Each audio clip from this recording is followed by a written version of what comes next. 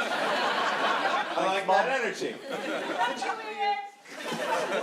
One person out of 400. And he's working her with his foot. That might be a pre-credit sequence.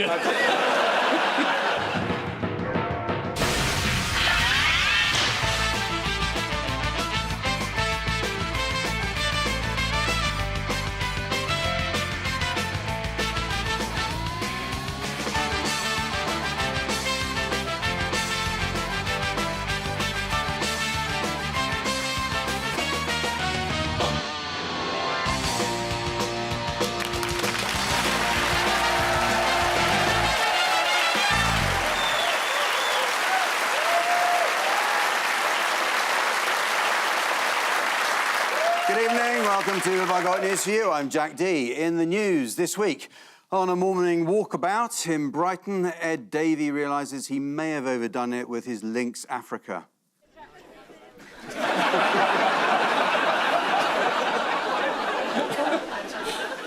There's a good turnout from the Vatican to celebrate the Bishop of Ibiza's 50th birthday.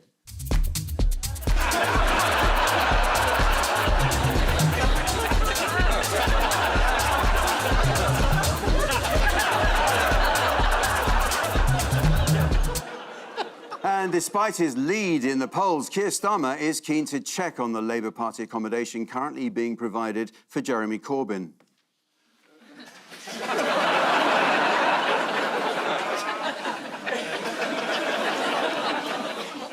On Ian's team tonight is a comedian who gave up his job of being a bouncer to become a stand-up, which means he now has an even harder job, stopping people walking out. Please welcome Emmanuel Sonubi.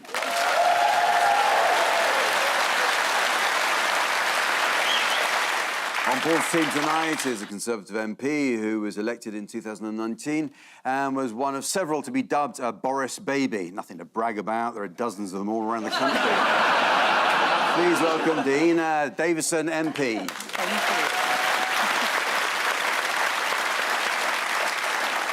you. Well, controversially, this week we're going to start with round one. Oh. Ian and Emmanuel, have a look at this. He's still Prime Minister. Get a round of applause. 1 year. In real years, that's 100. And that's the friends he's left. That was a hopelessly biased answer. Yeah. Because we've got a Tory MP here. You know, relish it, because it's going to be a rarity.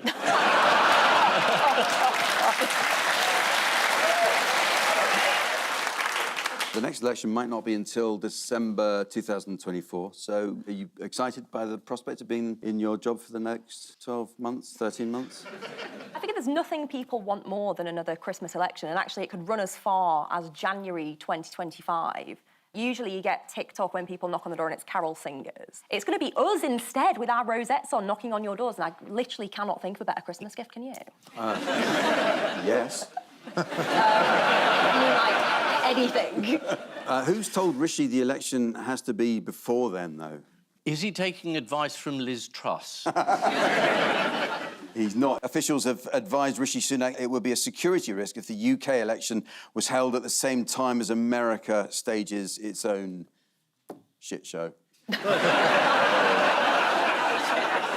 What's the security risk? Exactly. I suppose if everyone is out of office at one time and, you know, we don't know who the Prime Minister is, we don't know who the President is, I can see that that could cause problems. I mean, we've lived with that problem for several years.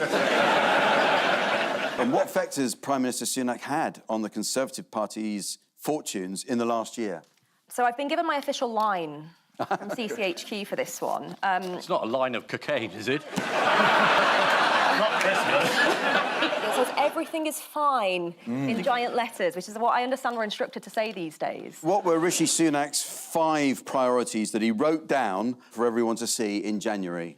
Don't be Liz Truss. Don't not be Liz Truss. Don't be Liz Truss. Don't be Liz Truss. That's only 4. Fix swimming pool. Yeah.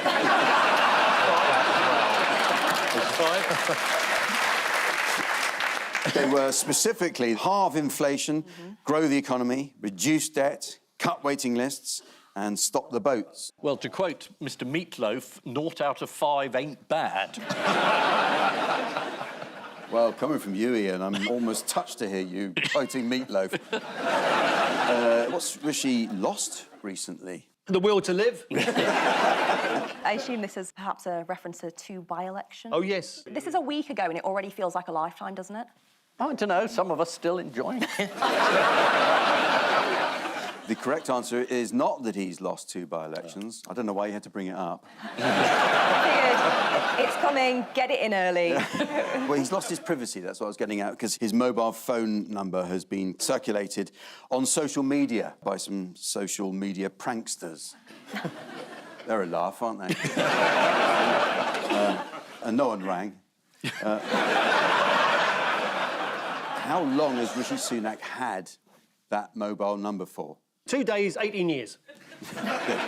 He had it when he was Chancellor and he had it all the way through COVID, and yet not one of his WhatsApp messages seems to have survived the COVID inquiry at all. There you go. What other evidence will the COVID inquiry not be hearing?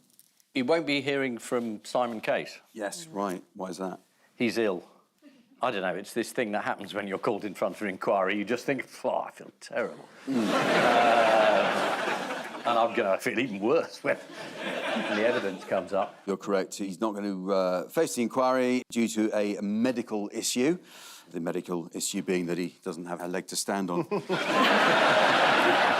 How is Rishi Sunak planning to improve his personal security? Oh, I know this one. This is building a giant fence around his lovely North Yorkshire estate. Yeah, why is he doing that? Yeah. I think to stop Greenpeace yobbos getting in and climbing on the roof and whatever else. Greenpeace yobber. Greenpeace yobbos. There's a 165-foot fence it is he's putting up. Is that wide or tall? Well, yeah. Let's hope it's not tall, because he's never going to get over that, is he? What do the Conservatives really want? Less opposition. That would help. That would help a lot. They want more tax cuts. Yes, that's it. Yeah, That's what you always say when you're losing, just before an election. Maybe if we give people free money, they'll vote for them. I think you mean give people their own money back. Oh, that's of course, what you that's mean. what I keep forgetting. You supported Liz Truss, didn't you?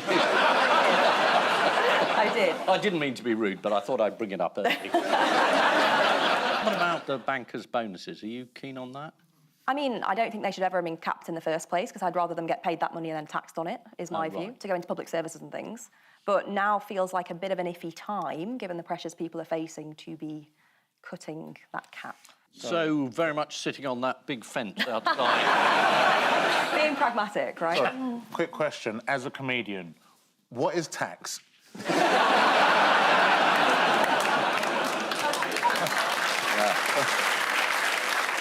I think you have to ask Jimmy Carr. Jeremy Hunt is thought to be too timid to endorse these tax cuts. Why might he just jack it all in anyway before the election? Well, there was some report that he was so fed up with being accused of being timid and feeble that he might just pack it in. Insiders think that he won't stand at all at the next election in order to avoid what's been called a Portillo moment. We have got a Portillo moment for you to look at here. Oh, good.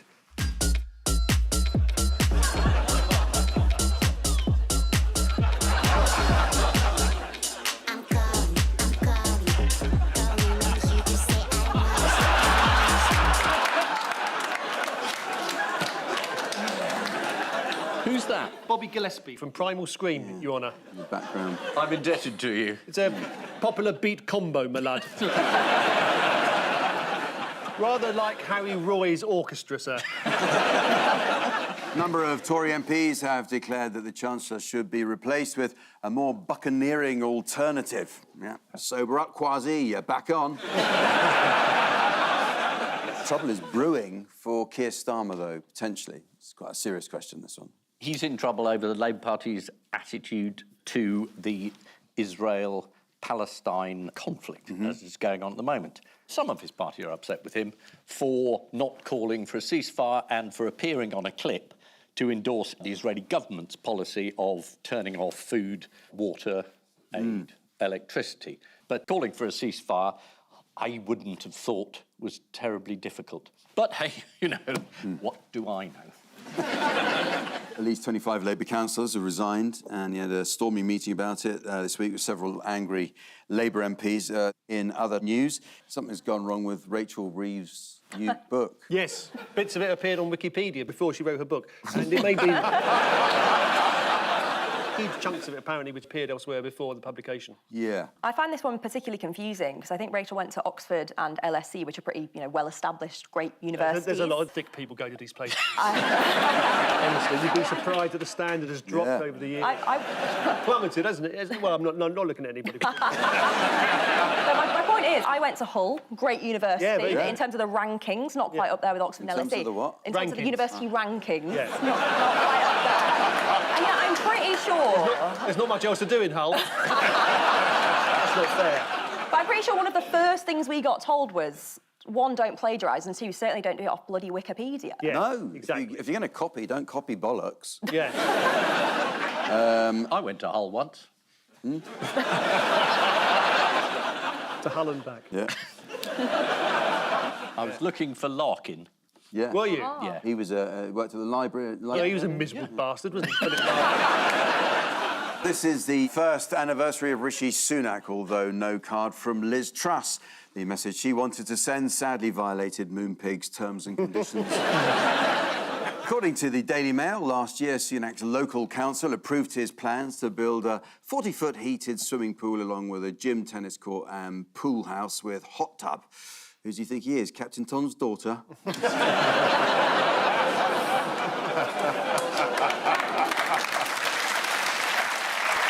The Conservatives have already started planning their election strategy with tax cuts to appeal to blue wall voters, NHS spending to appeal to red wall voters, and tougher immigration policies to appeal to Millwall voters.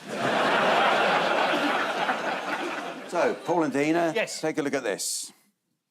OK, Donald Trump. Got his moves from Theresa May. Yeah. This is him walking into the courtroom that's going on. This is Michael Cohen, his former attorney who did a lot of sort of dirty work for Donald Trump. And that's money. Michael Cohen has admitted to inflating Donald Trump's wealth to various people. Donald Trump, he's called Michael Cohen a liar, a fraudster. He can't tell the truth. He can't be trusted. Yep, and you've covered it. Yeah, thank you. Good night. You know, Yeah, this is Donald Trump's ongoing court woe, as in, whoa, he got caught red-handed. Trump's been charged with inflating the value of his assets. yeah. Just a little amuse-bouche sandwich between the treason and prostitute cases. Yeah. You see. What ingenious system did Cohen claim Trump used to inflate the value of his assets? He would inflate his worth when he needed to borrow money from banks, and he would say he didn't have anything like that amount of money when it came to tax. Right. Must make a note. What was Cohen's motive to dump on Trump? There's a really unpleasant thought from the next case. Yeah. Maybe we should read his book and see if we can find any clues.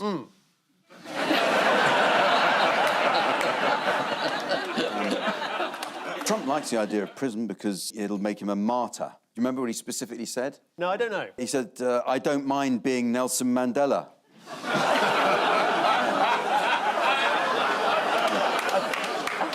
I think the job's been taken. What startling discovery did Donald Trump make this week, though? Was it the cure for cancer? No, it wasn't quite that, although I expect that'll be soon.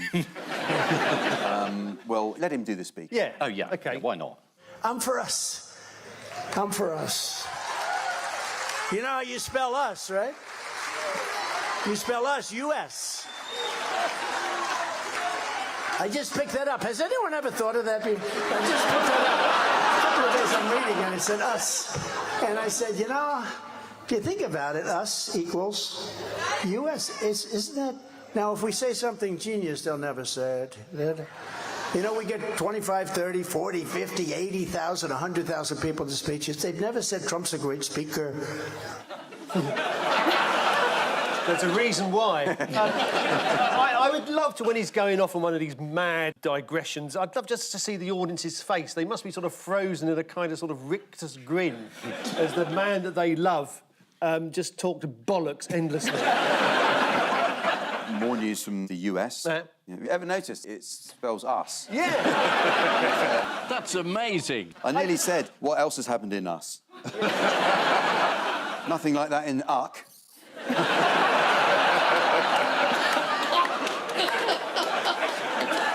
What has happened with the speaker position? They've elected somebody who's a Trump supporter who believes that the 2020 election was stolen. Do you know who they did elect in the end? The name? Michael somebody. Michael, yeah. I don't know because it's not written down here. No. Yeah. And he may well have gone by the time this programme goes out. You might well have done, That's yeah. why I didn't bother learning his whole name. That's what I thought. No point. Yeah. Let's have a look at who Trump suggested. I said there's only one person that can do it all the way. You know who that is? Jesus Christ. The man to the left of Trump wearing the yellow tie has got a look in his face saying, God, I wish I'd practiced the piano. I could have been a concert pianist instead I'm standing here. Well, it's almost like the most ridiculous thing Trump ever said, which was, one day I'm going to be president, and yet we are still living in this fever dream. Yeah, it's true. Boris said the same. There's no comparison between the two of them. One of them's a complete buffoon who should be in jail. The other one's there on the screen.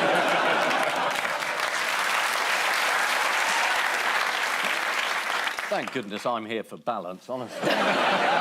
Here's the Speaker candidate, Tom Emmer, speaking remotely to Congress via Zoom and showing why he might not be the right man for the job. Here he is.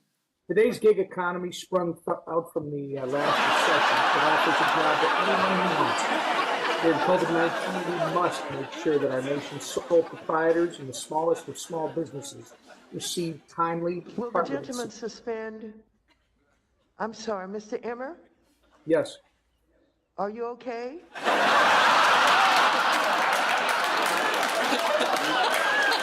Are you okay? Poor man born with his face upside down.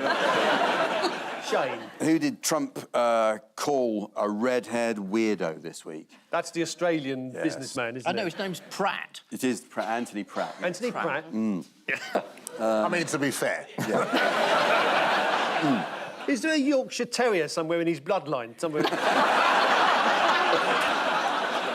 He said that Trump just told him stuff about nuclear submarines and how he had a conversation with the Prime Minister of Iraq and just told him a load of state secrets. Yeah. And this bloke said, I was a bit shocked. He literally did that. He claims that Trump had shared top-secret details of US nuclear submarines with Anthony Pratt. Oh, he said at one point that Melania, Mrs. Trump, appeared, and Trump said, Melania, why don't you just parade around in a bikini and the guys can see what they're missing? And she said, well, I'll do that if you parade around in your bikini. But sticking with shady world leaders, what's Vladimir Putin been doing around Britain? No, I don't know. He's stirring up panic. According to various reports, Russia has been fanning the flames of the bedbug outbreak through the media to try and panic us all. So I wonder if you can guess which newspaper ran with this headline: "Psycho scumbag lad makes psycho scumbag critter crisis worse." Clearly the Telegraph, right? I mean, that's very much there. Daily Star. It was the Daily Star. It was the Daily Star. Yeah. What will Putin be releasing in time for Christmas? Single. Christmas single. Not far off, really. Is it nerve gas? Yeah, that also is not far off. No, it's nerve. He's going to be releasing a Putin calendar.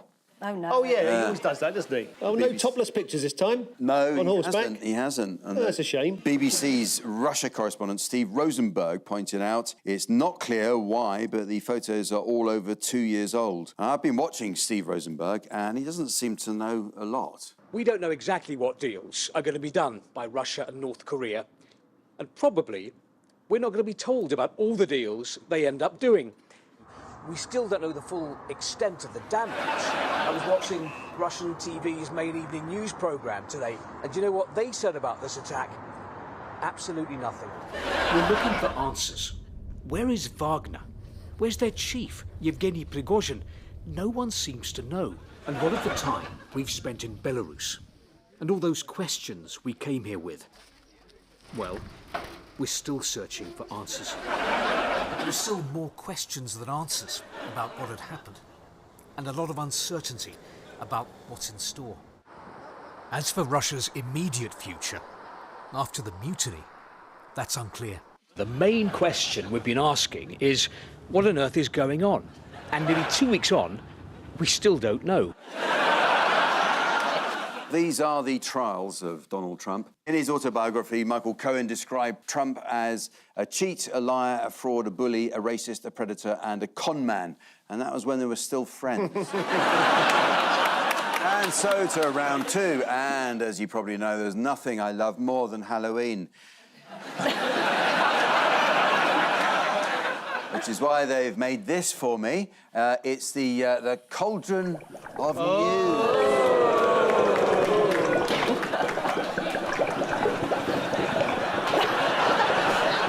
Health and safety wouldn't let us have dry ice, so I've used fire.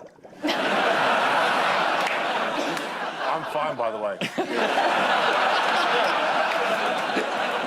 Fingers on buzzers. Yeah, there we go. Yeah. Here's the first question. Oh, look! Well, judging by the pictures, we're meant to assume he's told a joke and she's not very happy with it. That has not worked out, has it? No, don't tell jokes on the first date. It doesn't help. Yeah. Is that a guess? Yes. Well, one is the punchline's flowers. Yes, this is the news that men being funny on a first date doesn't always impress. The study found that being funny made no difference to whether potential partners found them more attractive. According to the Times, previously it was thought that being funny indicated the presence of mental speed and intelligence. Intelligent.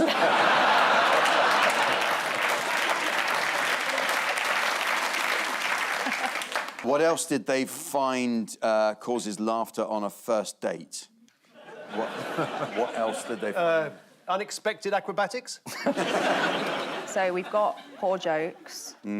Weirdly enough for me, politics. Really? Yes. That would put you off? Yes. OK. Oh, there was a stony silence then, wasn't Yeah. there? 30 men up there with notepads waiting for you to finish this list. How would you go about impressing someone on a first date, though? I'd turn up. Yeah? There's a certain commitment. Yeah? Nice. Tell them I'm a personal friend of Ian Hislop. No, I said impress. Yeah. Oh, impress. In other dating news, Yes. What new feature has Tinder introduced to its app? They have a thing now where your family can send you potential matches, which, if my mum is watching, don't go getting any ideas, please. They can kind of send you recommendations of kind of people they think you might match with. Yeah. Which sounds like a nightmare to me. I can't see my wife joining in. Being genuine and authentic, of course, are important values that we really look for in relationships nowadays. And here's someone who I think nailed both those qualities. But that's it from me. I hope you have a lovely afternoon, whatever you're up to. Goodbye.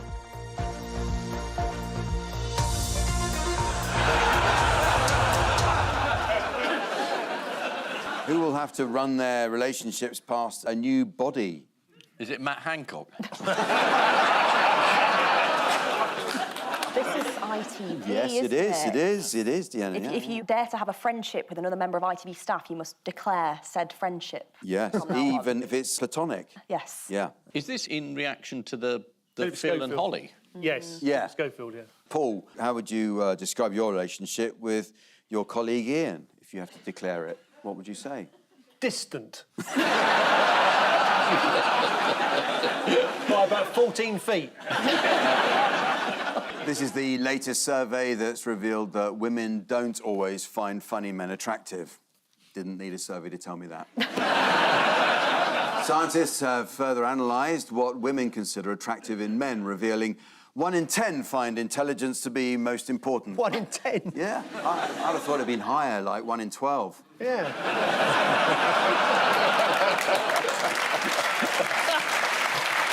OK, here we go again. Cauldron of News. Yeah, Oh, here we go. Smoke again. Fingers on buzzers. Yeah. And here's the next one from the Cauldron of News. The studio's on fire. Isn't this banned under ULEZ? The Cauldron of News is in danger of outstaying its welcome. More like Cauldron of Shit. Here we go. How dare you? Jack looks like he's doing an audition for Macbeth. Buzz in if you know what this story is about. Well, it's clearly bulls, and somebody's been cheating by using a giant pea. It is bull, yeah. Yeah, there's been fights. There's been aggressiveness between teams. It's to do with the drinking. Yeah. They're asking people to stop turning up drunk or something. Yes. But why? Surely that would make this better. Umpires have been threatening to boycott the game after a surge in what the Telegraph describe as pétanque rage driven by drunken players. Who'd have thought those red-faced, overweight, bulbous-nosed Frenchmen you see shouting at each other in town squares are not actually elite athletes as we once thought. Who is to blame if it's not just the players? It's not the mums on the sideline shouting like they do at kids' football matches, is it? Yeah. No, the mums are all dead.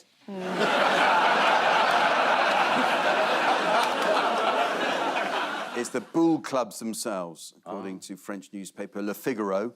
Clubs start selling whiskey, pastis and punch. I didn't know they had pastis. I thought it was just Cornwall. But that game looks like it started by drinking. You put a Weatherspoons in the back of that. Look, Dave, I reckon I can get this ball next to that Brussels sprout closer than you can. And it would be brilliant in Weatherspoons because they'd have a sort of sticky carpet, so the balls... One referee went on to say you get all sorts, the bad-tempered, the cantankerous and the embittered. Found my sport. National Association are trying to get the sport ratified for the Olympic Games, yeah. There's another rowdy sport in Mexico hoping to become an Olympic event as well. Do you want to have a look at that? Yes. You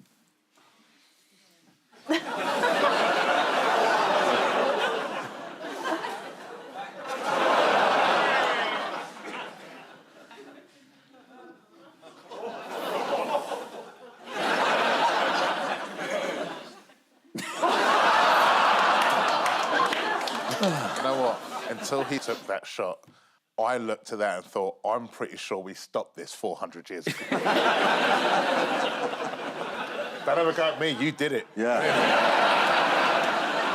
So this is, what, a mixture of lassoing people and football? Was that a lasso? What do they call those things? A bolus. Yeah. How do you know that? Well, I did it for A-level.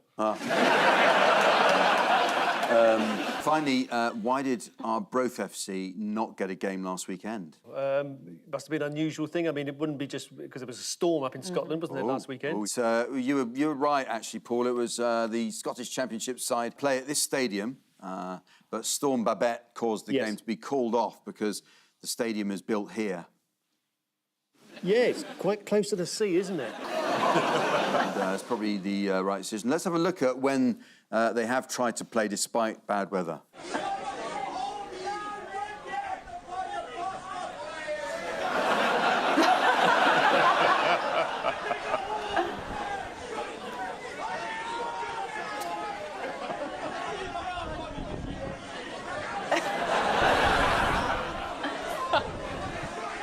They should play in Weatherspoons, the ball wouldn't move at all.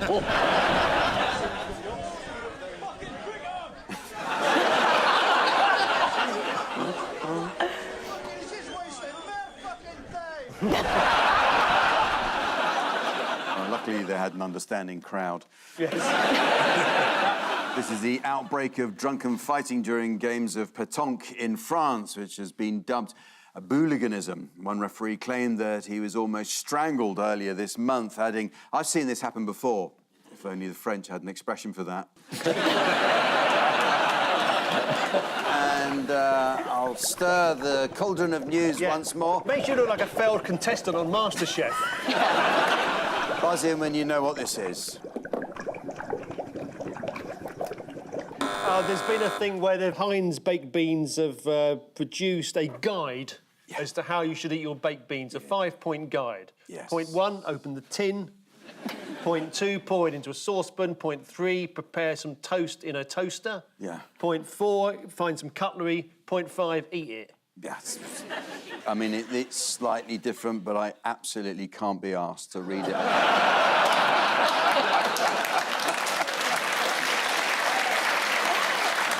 I don't recognise Paul's 5 steps. Don't you? No. Isn't it step 1, open it? Yeah. Step 2, eat it?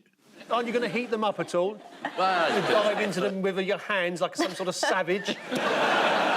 They specifically say you warm them up but never boil them. Who boils Heinz baked beans or any baked bean? Yeah. Yeah, exactly. Who does? Did you ever boil your baked beans? I mean... OK, if they're going to boil, then you're thinking to add water, or do they just mean in a saucepan? Oh, I'm not coming to your place for dinner. You put water into your baked beans. Well, this is what I'm thinking, because they're saying boil. No, you put water... boil the baked beans, don't boil water. This is what I thought was weird. It's all kicking off, isn't it? Well, this is the news from the Heinz marketing department about how to make beans on toast. As this has all the hallmarks of a promotional release from Heinz, we have to be careful not to give undue prominence to Heinz. So, for balance, I'd like to point out nearly half of all cans of Heinz beans contain a human thumb. Well, time now for the odd one out round. Ian and Emmanuel, your 4 are Emmanuel Macron, Larry the Cat, Robert Peston and Björk. Björk? Yeah. Well, I worked with Björk and she told me that's how you pronounce my name. Really? Yeah. And I said, OK, Björk. What were you working on? Top of the Pops. Yeah. A long time ago, I was presenting it and she was on it and she was telling me all about Christmas in Iceland. At the end of which I thought she's absolutely barking mad. Are you the only former presenter of Top of the Pops who's not in prison? Yes. So far. Yeah. So, Björk. Yeah. Lurie the Kurt. Bjork's the odd one out, surely. She's the only one who's got a part-time job standing on the hard shoulder of the M20. Got to be, isn't there? Have they all been caught in a brothel in Southampton? Apart from Larry the Cat, who says, I understand it's that way. Yeah. Wrong. Is Larry the Cat the only Nazi at the fort? Meow. For you, mouse, the war is over. They all love fish, apart from Emmanuel Macron, who was not a fan of his fish sandwich. Anyone know where he got it? Yeah, fish shop. Fish sandwich shop. It was during a trip to Hamburg. Le Greg's. To visit his German counterpart, Olaf Scholz. And here he is after his first bite. Everyone else seemed to be enjoying theirs. In other EU news, where did a bunch of MEPs end up last week? Brothel in Southampton. I thought it was a chip shop. No. How much do you want for that Savoy? How do we know that Björk is a fan of fish? She said, I'm a fan of fish. She's got a song about fish. She has. Yeah. It's called Help Fight Fish Farming in Iceland. A catchy title, isn't it? Yeah. Here's a bit of the song. Let's have a listen to it. Is that the right thing to do? Oh, I just don't know. I just don't know. Is that the right thing to do? No musicians, then? It reminds me of the weird underwater song in Harry Potter. Will you be singing Is This the Right Thing to Do tomorrow morning, do you think? I reckon so. Another few plays through, I'll get the lyrics nailed. Yeah. She told The Guardian that there is a good punk song to be written about fish, so I've come up with... Yes. Never Mind the Pollocks. God Save the Bream. Really good. I've got to get out of this place.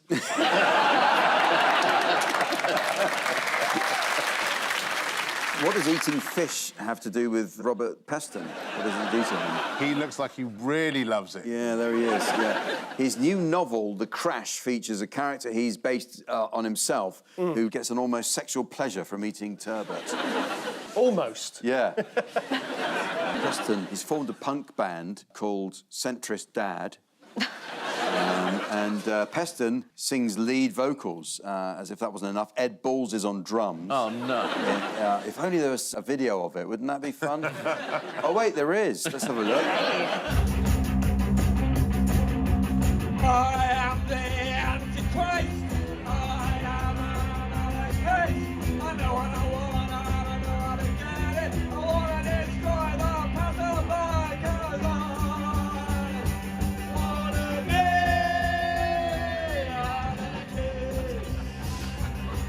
Although it's spelt the same, I think it's pronounced lead vocals. ITV happy to employ a political correspondent who admits that he's the Antichrist? Only if he's declared it, though, declared the friendship. Oh, with Satan, Yeah, that's the one. Robert Peston and Ed Balls performed in a punk band at a street party in Hampstead. But at one point, things turned ugly and they were pelted with quail's eggs and sun-dried tomatoes. Oh, yeah. OK. Jack's wearing an earpiece, he's not gone loony. Yeah. They better not cut Larry the Cat being a Nazi. Yeah. I shall be angry. I shall march into Poland.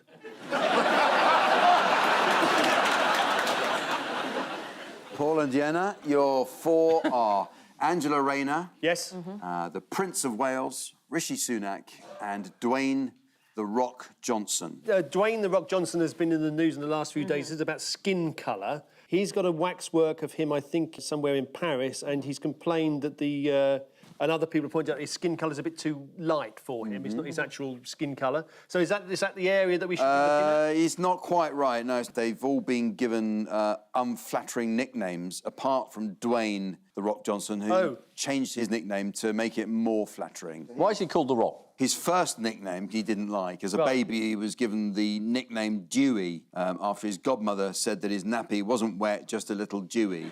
I know one of these. Do you? Yes, No, Rishi I've read the Sunak. answer out. He's been called Dr. Death at the COVID inquiry because of his campaign in the middle of COVID, Eat Out to Help Out, which helped a lot of people contract COVID. One of the medical specialists giving evidence said that they'd referred to him as Dr. Death, which is tough. No, Rishi's official nickname is Rishi Sunout. Thank you very much. I'm here all week, unlike him. What's Angela Rayner been called? Deputy leader of the Labour Party? Yeah. Something her kids call her. Mum. Mummy Rayner. Yeah, do you know it? Is it the horrible vape dragon one? Vape dragon, yeah, the vape dragon. She's got, I mean, it's not the best, is it? Well, it's not that bad. I mean, it's not like he's not puppy killer or something, is it? Prince William, Posh Baldy. That is his nickname, actually. Well, I'll work through them all for you. Kate has two, from Big Willie or Baldy, depending on how well they're getting on at the time. Prince William's been doing his best to shake off the stuffy royal image and crack a few jokes. Should you have a look at him? Yeah, I'm sure it's gone very well. He's on form, yeah. Yeah.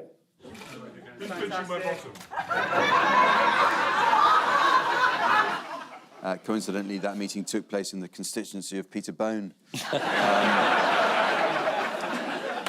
They've all been given unflattering nicknames apart from Dwayne "The Rock" Johnson, who changed his nickname to make it more flattering.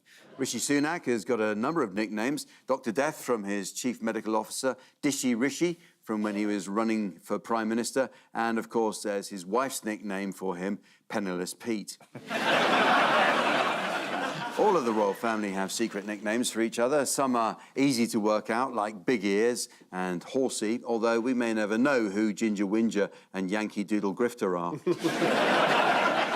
Time now for the Missing Words round, which this week feature as its guest publication, Lucid Dreaming Experience. Oh, I like the sound of that. And we start with man with 7-foot dog is often asked what?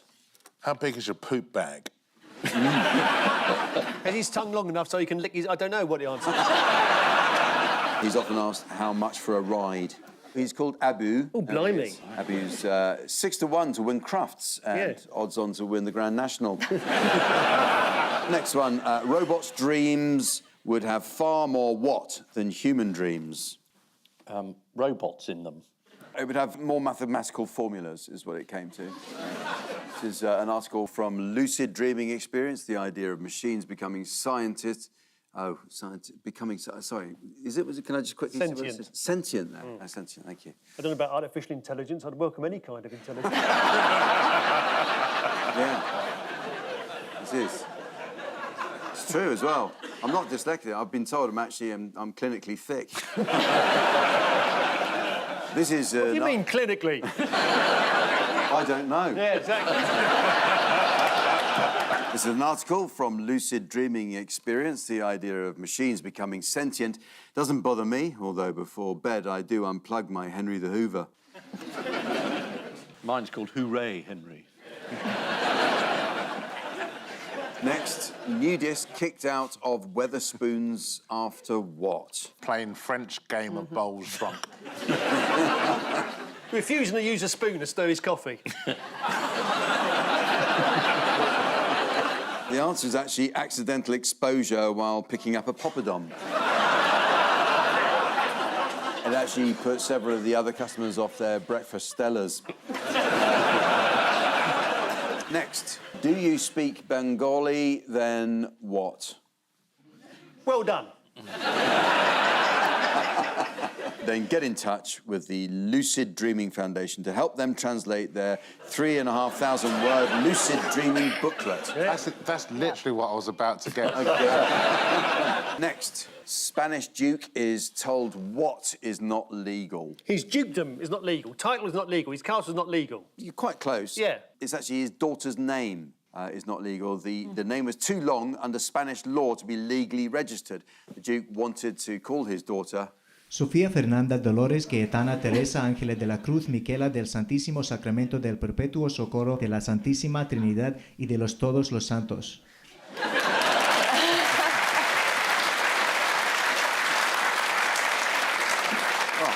You said that about moving your lips. Creator of the world's hottest chili, what? Dies on toilet. Tries his own creation and is doubled over in pain for 4 hours. I think you're right. Yeah, I think we give that to you. Yeah. Ed Curry, the creator, and his wife and children all eat a lot of chili peppers. Runs in the family. And finally, if what you're probably dreaming. If you've just held on to your constituency against the odds. If you're Ian Hislop and you're winning Have I Got News for You? The answer is an umbrella suddenly appears in your hand, then you're probably dreaming. It's a sure sign. Yeah, it is from dreams sent in by readers of Lucid Dreaming Experience. Incidentally, if you're dreaming and it suddenly starts raining, I'd wake up and get to the toilet. The final scores are Ian and Emmanuel with 4, Paul and Dehenna with 5. No. But before we go, there's just time for the caption competition. I think the sunblocker we're using is too strong. New Beckham documentary.